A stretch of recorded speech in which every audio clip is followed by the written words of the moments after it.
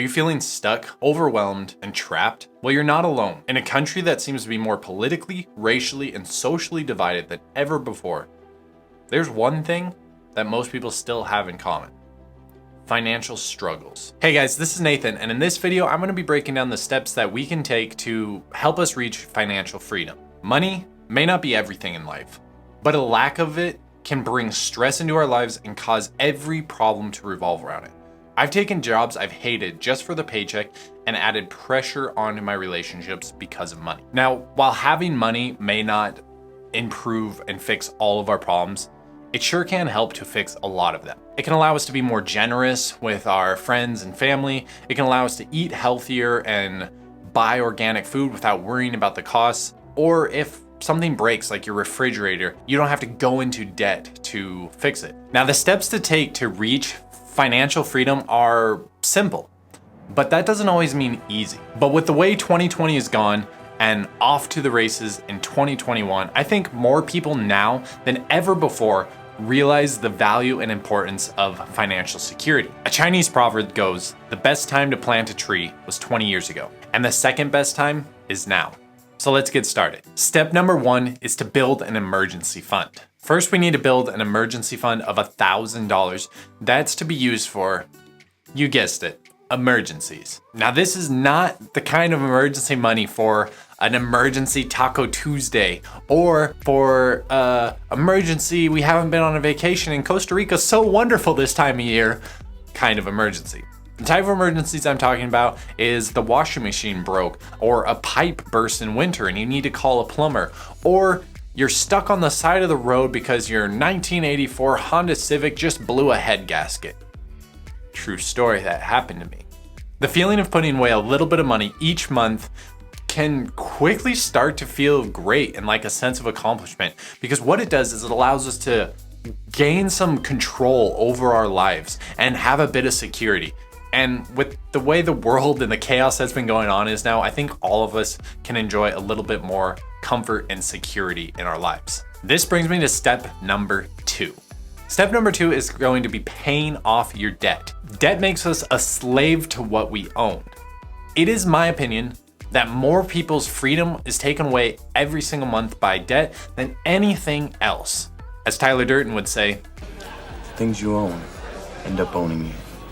With over 80% of American adults now having consumer debt, I think it's safe to say that debt has become the new norm. But it doesn't have to be that way. Now, every month, hundreds of thousands of dollars are going towards car payments, credit card bills, and student loans for many of us.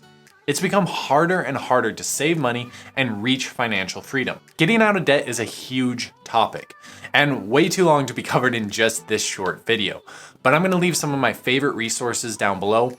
And if you guys wanna know more about that, let me know in the comments and I will make a separate video just about that. Step number three, expanding your safety net.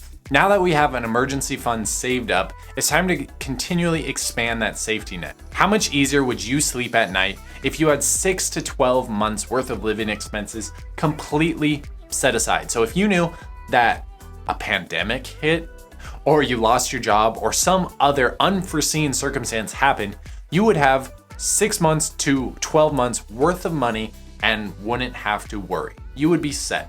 How much easier would you sleep? We can easily figure out how much money we'll need for our safety net by taking our monthly expenses and adding each one of them up and then multiplying that by 12. Then you will know exactly how much money you need to save to have a 1-year runway covered and all your expenses taken care of. Step number four. Next, we have to start investing. No, not like that. Investing into a retirement account to set you up for your future. Now, I understand that investing in a retirement account can be boring and a little bit overwhelming. It's one of those things that we all know we should do, but it just stays over there. But it doesn't have to be scary and overwhelming. Now, it's something we all know we should do, but It sounds less appealing than pulling out our own teeth. But honestly, I can say that starting my retirement account when I turned 18 and with my first working job was one of the best decisions that I ever made. You see, because the secret to financial success is the sooner that you start saving, the sooner you will be able to reach financial freedom. By starting saving at such a young age, that is how I was able to buy my first house when I was just 19 years old, which we can cover in another video. Here's a fun fact and a crazy story about Warren Buffett. Warren Buffett is arguably the world's most famous investor, with, at the time of recording this video, an estimated net worth of $84 billion. And he has had countless books written about his investing strategies. But what most of them fail to mention and highlight as the key point is that Warren Buffett began seriously investing when he was only 10 years old. By the time he was 30, he had a net worth of over $1 million. But what if, for example, he was a more normal person, spending his teens and 20s exploring the world and finding his passion? And by age 30, his net worth was only $25,000. And let's say he's able to generate the exact same returns, 22% annually, that he's been able to over his career. But he quit investing at age 60 and retired to play golf. If he had done that, what would his net worth be? Definitely not 84 billion. If Warren Buffett had started at 30 years old and invested only until he was 60, with getting the same returns as before, his net worth now would only be $11.9 million, which is 99.9% less than his actual net worth. Virtually all of Warren Buffett's success is due to the fact that he started when he was 10 years old and hasn't stopped investing since, even now at 90 years old. This is where all of that money comes from, is compound interest over time. You see, time in the market beats over trying to time the market or get what's going to be the best investment. So if you haven't started investing yet, start today.